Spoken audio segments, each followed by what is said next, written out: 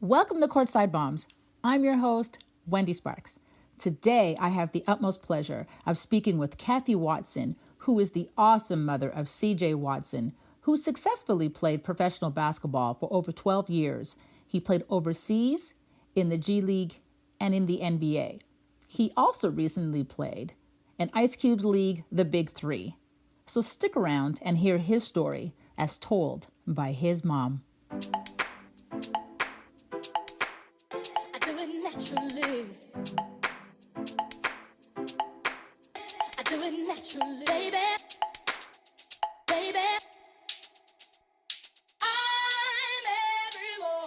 Thank you, Cathy, for coming on Courtside Moms. I feel so honored and blessed to have you as my guest. It's a pleasure to be with you this day. Awesome. So tell me, Cathy, what's going on in Vegas right now? Right now, it's nice and toasty. It's probably the high 90s right now. Not the high, midnight, early mid 90s maybe.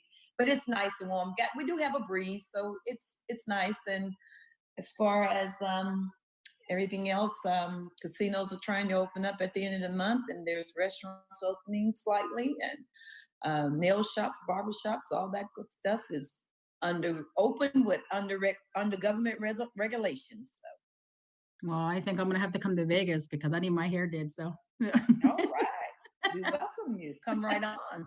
That's right. To come by and visit you guys soon. Don't worry. Yes, please. So I'm so blessed to have you with us today, so we can talk about your awesome son, CJ Watson. So, with that said, every athlete has a story, and we're so excited to learn about his. But it starts with you and your husband, Charles. So tell us, what was it like for you guys to raise CJ? It was pretty easy being a kid. CJ is a very passive kid, always has been. He's likable. he enjoys people, but sometimes people take him to be so quiet that they really don't think that he talks much, but he does. But overall, he's a good kid, a good young adult right now. But he wasn't very difficult at all raising. He was good at following instructions, so he was easy. Nothing better than an easy child, eh? Nothing better. Yes. Does he have any siblings? So much for the sibling, though. Yeah. So the sibling was slightly different, however. But no, he has a brother that's 2 years younger than he is. So the brother will follow behind CJ's footsteps. Yeah. So he had a younger brother named Kashif. Yes. Kashif was the baby, and he was just a little bit more hands-on, and he was very interested and spoiled. That's what was wrong with Kashif. But, yeah. So when did you see or notice CJ gravitating towards sports, and was it always basketball? He was his dad played.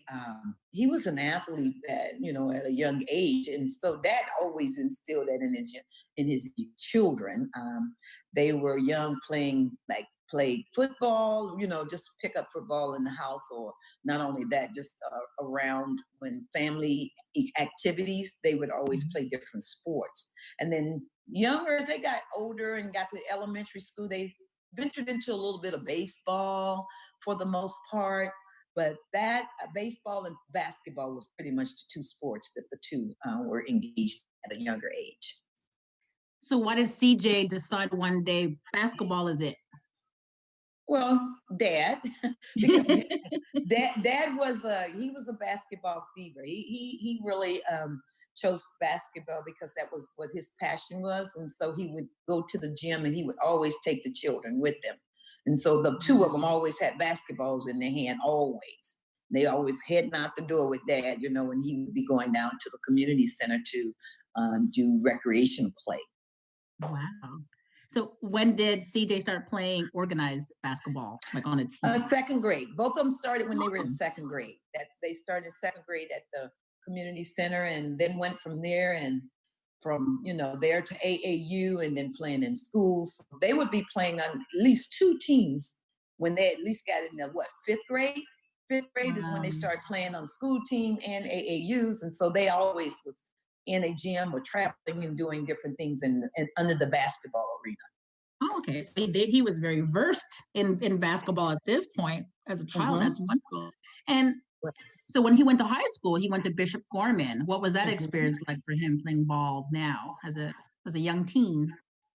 He chose to go to Bishop Gorman, but it was a different experience than what I guess his typical zone school would have been. He was zoned for Bonanza High School, where we lived, and then Bishop Gorman. My husband and I would have to take him every day to school. Him and Kashif both would travel some miles away to go to and from school. But Bishop Gorman was a school that CJ enjoyed, and likewise with Kashif. It was different than the regular public school, but they definitely enjoyed and got great experience and met a lot of great friends. Mm-hmm. And even today, they still have really great contacts with the students that they met and was associated with when attending Bishop.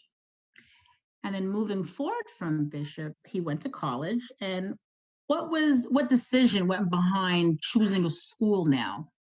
I guess he one, I guess the University of Tennessee was one of I think he took 5 visits. I want to say he took 5, if I can remember well.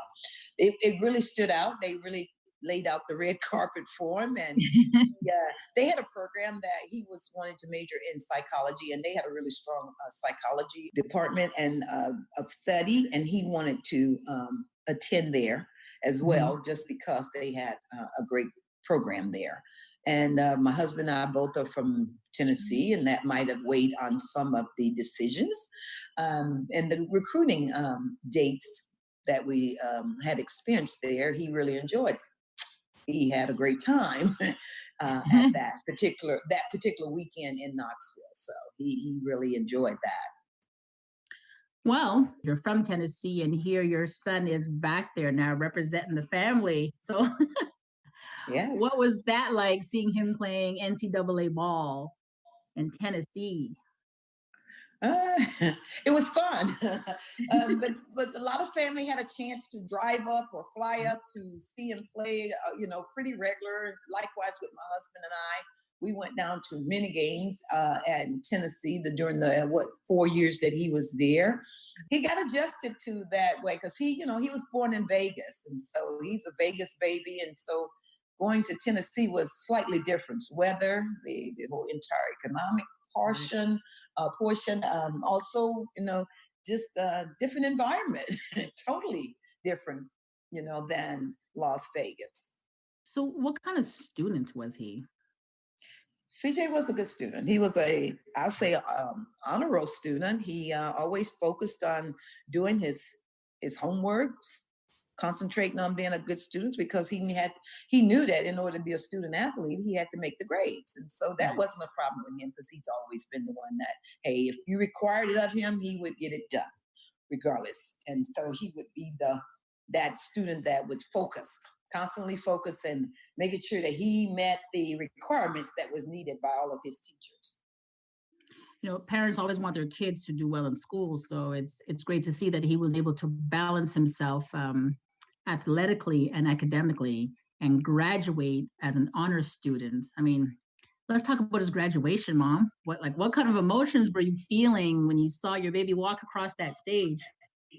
Yeah, so this is what happened with him. So he came out in 2006, and he was undrafted. He did not finish school until 2008. He went back one summer because he went overseas, for that 1 year, and then he came back. The summer of 2008 is when he went back to finish his degree. Right. So he finished in 2008. And so we did go down for the graduation. I was really, really proud of him, because we really had a sort of like an agreement, that actually was more like a bet. If you finish before I do, you get this, or if I finish before you, because I was working on my undergraduate at the time. Oh, okay. And so we had a little bet going on. So, but he did finish 2 years before I did. So he won the bet. So, however, But I So he did wasn't finish. he wasn't only competitive with Kashif, he was competitive with Yeah. mom too. All right. Yes, exactly, exactly. But he finished, and I was very proud of him. I was very proud because that was one of the goals that I really wanted to see him complete, was to get his education. Right. Considering he went those 4 years and only had a few hours that he needed to complete his degree. So that was awesome. Right. So let's just go back to draft. How did you guys prepare for draft night, and what were your expectations? Well, we just wanted to kind of see where he would land, if he would land anywhere within those numbers.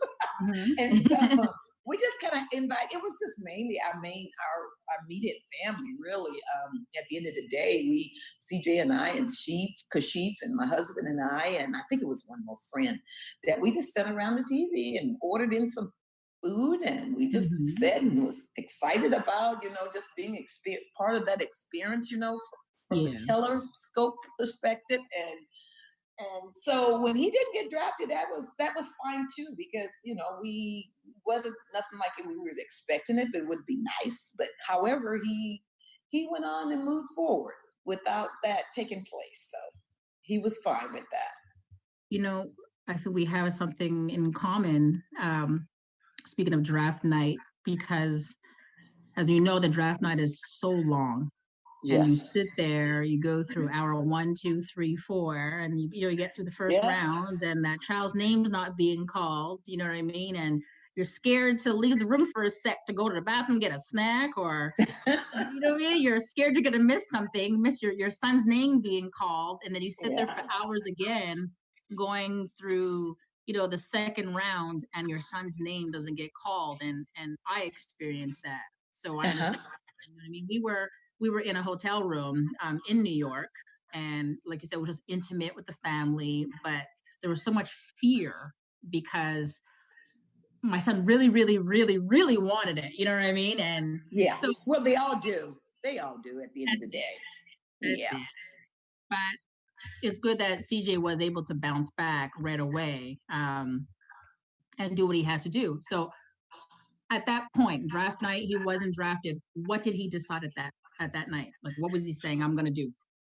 Well, at that point, of course, he wasn't a happy camper, just at the second, a minute. But Right. it didn't take but a short second for him to decide, you know what, I'm going to go on and take that offer overseas, because he did have an offer overseas, and he went ahead, and Dad went over with him, and he was a little bit, he was down a little bit for a little bit. I would say that the first couple of hours of the night after the draft was over, and then he was like, hey, this is what I'm going to do. I'm going to move forward. I need to work hard. I need to do, he set his goals before him. He set his little strategic plan, how he's going to do it. And, I'm going to do this, and this. And so it was a great opportunity to see him grow and mature just that quick.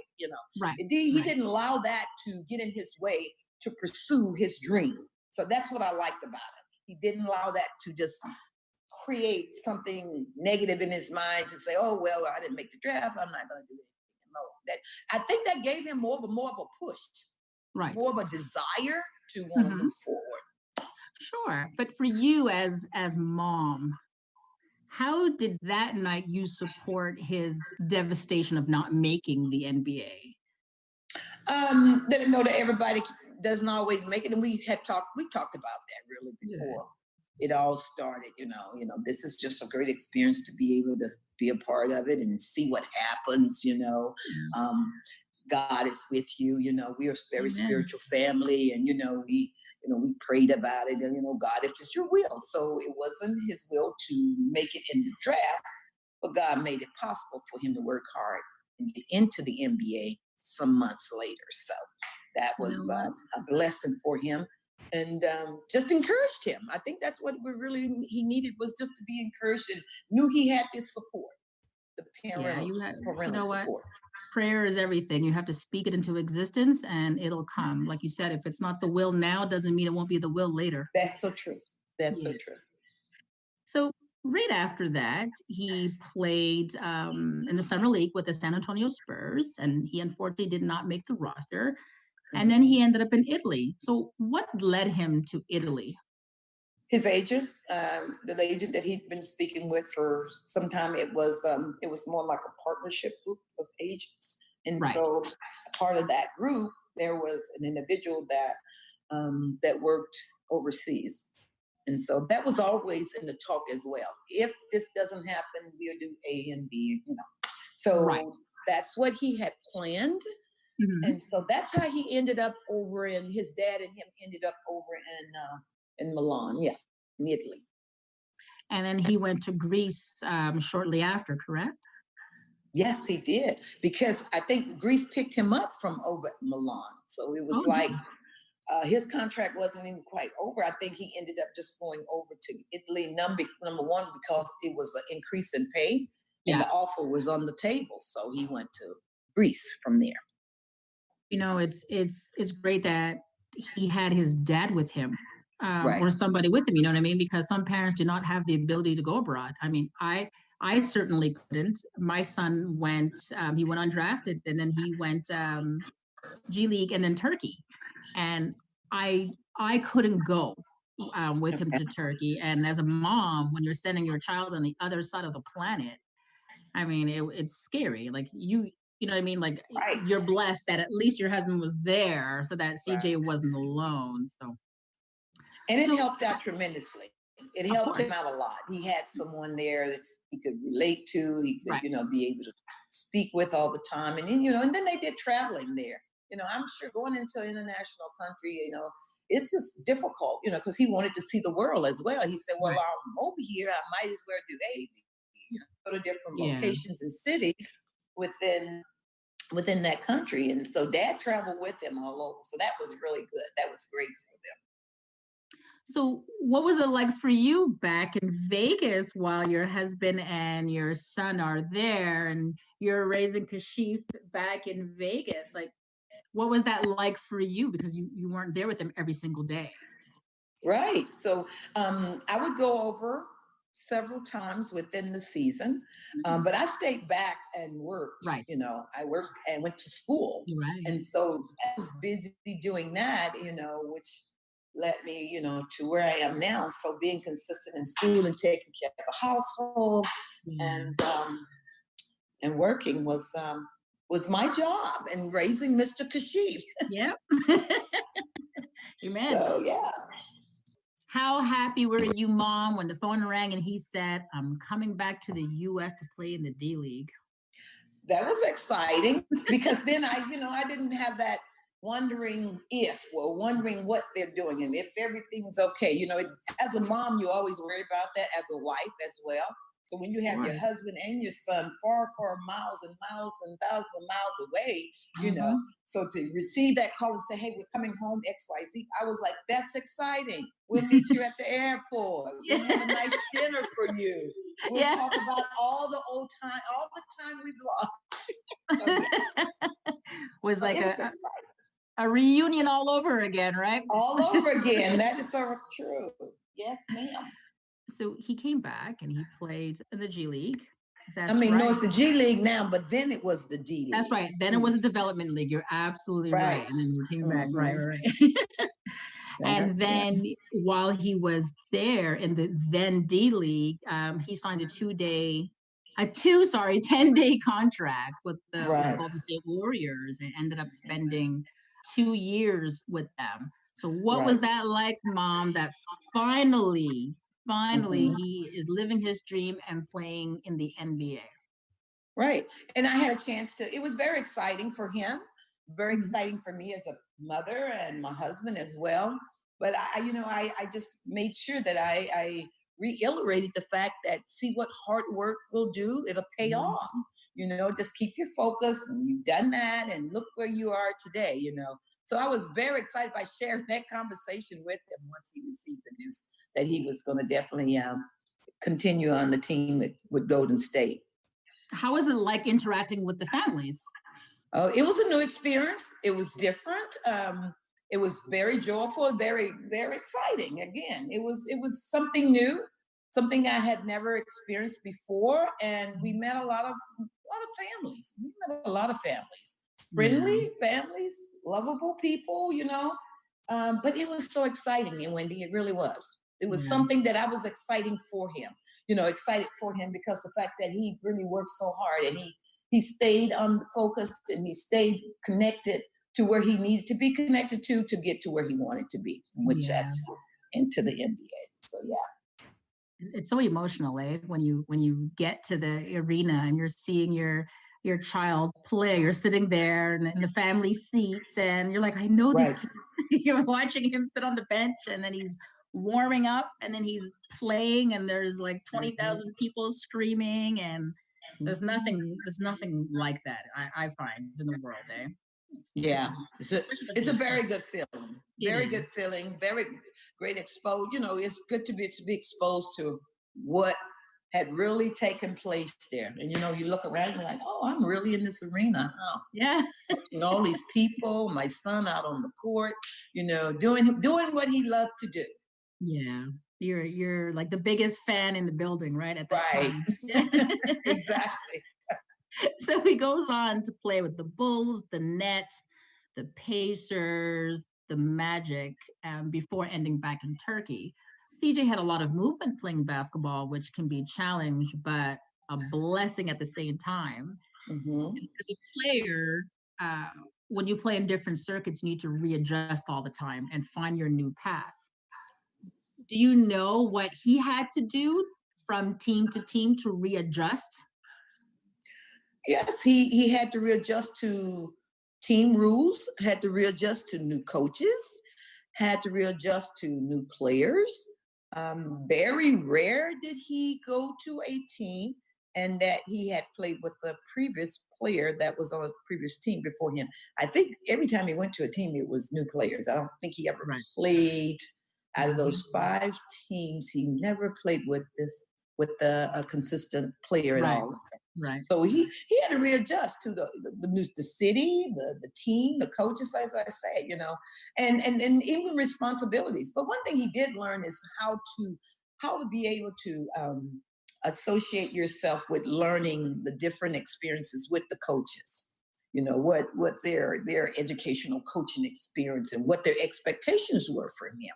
And Yeah. so he didn't have a problem. He just needed to know what it was, and he could go from there. Absolutely. And that's what you have to do as a player, right? You adapt to your coach what he wants. At the end of the day, they're paying you to do a certain role. So as a Right. player, you need to figure out what the role is, for the team that you're playing for. If you want to stay on that team, Right. that's what it's about, right? So it's good that he was able to adapt and actually stay in the NBA for so long. Because, like I said, Mhm. he went undrafted, and who would have thought that he would be a 10-year veteran? I mean, it's not that Right. many players that can actually do what your son did. Mhm. So kudos to him. So Well, thank you. yeah, yeah, yeah. So let's talk about the big three. I'm just going to say for those who don't know about the Big Three, it's a 3-on-3 basketball league that was founded by Ice Cube and Jeff Quantinence. Mhm. It has about 12 teams of retired NBA players and international players. So tell me, Kathy, how did CJ get involved in the Big Three? Through previous NBA players that he was associated, had built friendship with, and he was connected through the player relationship. How about that? So relationships goes a long way. So that's how he became associated with the Big Three. He didn't get drafted, because they do have draft for. Did you know they have draft for the Big Three? Yes, I did. Yeah, I he did. didn't have to be drafted. He was just he played with the team through association. How's that? I guess it paid off that he played for quite a few teams in the NBA, and he got to know so Yeah, many people and players, and you know what I mean? right, So it benefited him, right? right, exactly. And no, I didn't know about the Big Three. It was actually you that introduced me to the Big Three last summer. So Okay. I thank you for that because I didn't know Yeah, anything well, about the Big Three. I didn't even know it existed. So let's talk about CJ off the court. Let's talk about Quiet Storm. How did you come up with that name? CJ has a sister that gave him that name. My husband's daughter. Yeah. She's much older than my two children. Her name is Vanyetta, and she gave him that name, Quiet Storm. So as we decide upon what the nonprofit organization would be named, we decided, let's name it Quiet Storm. How about that? And it generated from a family member, which also represented another family member, which would also be a great impact to the nonprofit development and growth, which was CJ. So that's how we came up with the name. Wow. And what is the focus of your foundation? The focus on the foundation is educate. We have 3 pillars, and it's education, leadership, health, and wellness. Our vision is, is to strive to provide, every youth with opportunities and resources to realize their maximum potential. And so we like to, impact underrepresented youth, all over the city, all over the country, rather.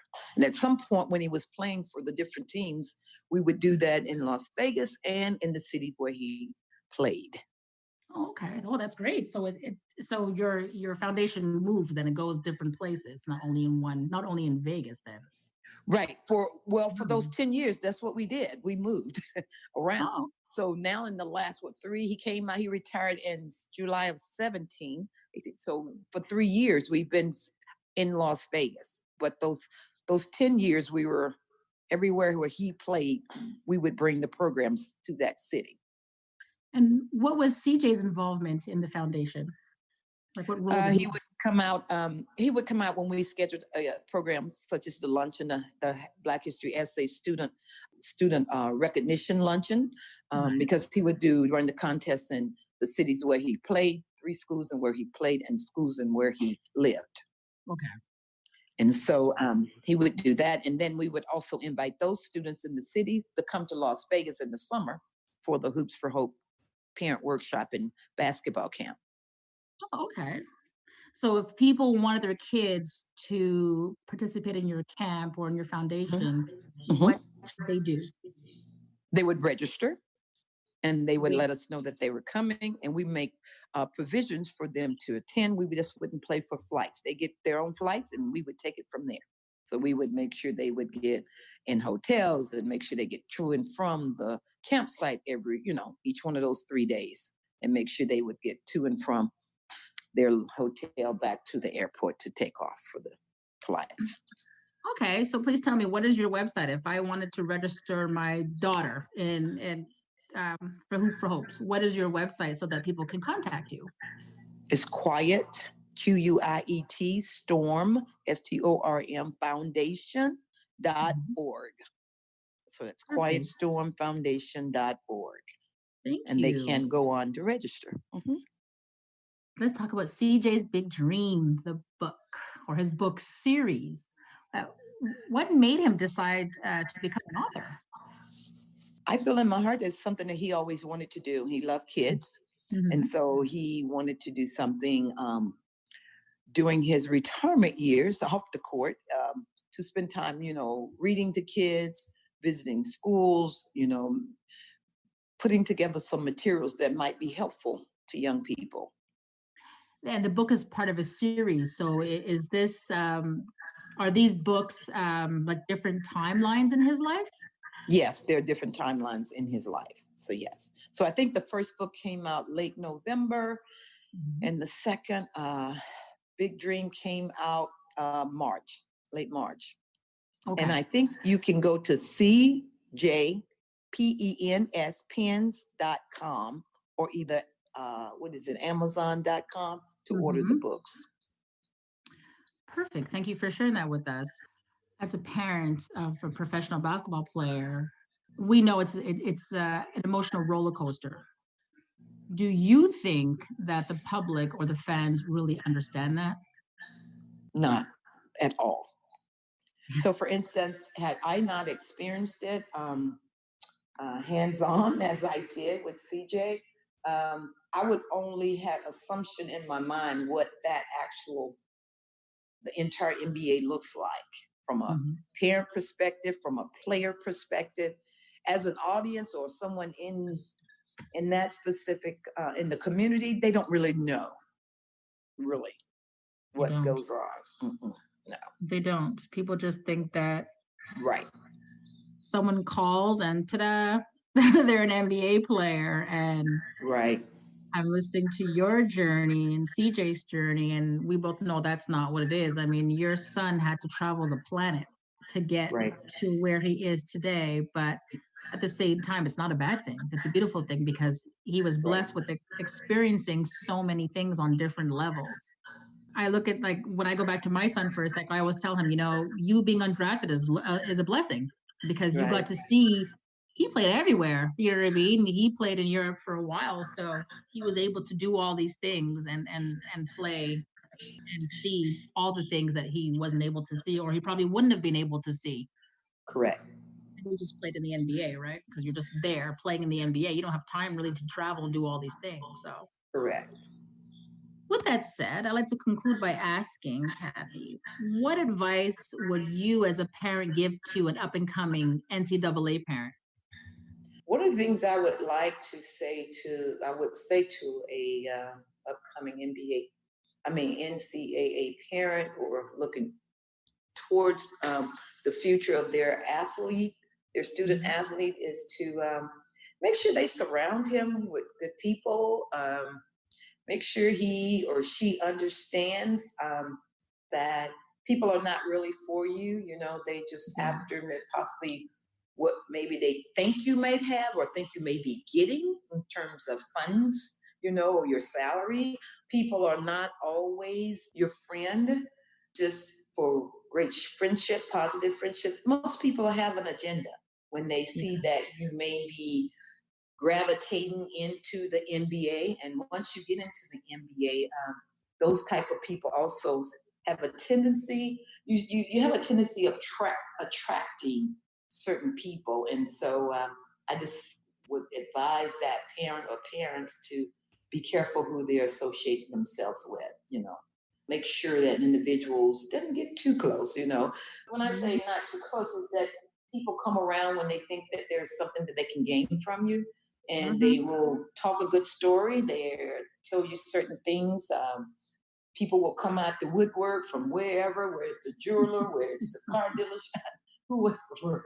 People just come from everywhere, and even your family members. You have to be careful with them as well. Yep. It's pretty interesting to see and to watch individuals become part of or want to become a part of your association with your family. So Absolutely. Yeah. you have to be Uh, careful. I would tell them that, and let the parents be their biggest supporter. The females as well. The females are out there and they're also looking and observing and seeing where they can fit in most. So Amen. It's so true. Like, you know how cute CJ became once he started making money, and you know what I right, mean, to all these girls that's and true.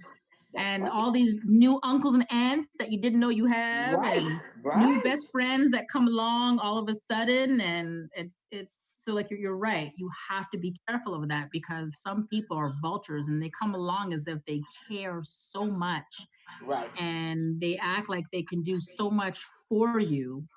And I always ask, well, why couldn't you do that before when he was broke? But right, you never right. get an answer, and then they just stick around for as long as they can. So that's such great advice, Cathy. It really is. So for all the NCAA parents out there who are listening, pay attention because that will make a big difference for your child's future. And they talk really good too. I mean, they have a story for you. They have, oh, they So they they true. have it perfectly in order. And if Yeah. you're not careful, you listen to that and you be, oh, really? So Yeah. that's very, very, very, very important. Again, Yeah. friends are not going to be hard to come by when you get that level. So just know, be careful. Yeah. Oh yeah, they did their homework on you before they came to your house, believe you me. Yes. So Hmm. True. Cathy, I would like to once again thank you so much for sharing. You are absolutely amazing and fantastic. I'm Thank you so blessed to much. have you on the show. I really am. And I look forward to our continued conversations in the Yes. future. Yes. And I am your biggest fan. So I better support you and Thank Quiet you. Storm and what you do Thank as you. you as a mom, and CJ your baby and whatever he does. He's really fantastic. So thank you so much for sharing with us. Thank you for having me, Wendy. I really appreciate it. It's been a joy.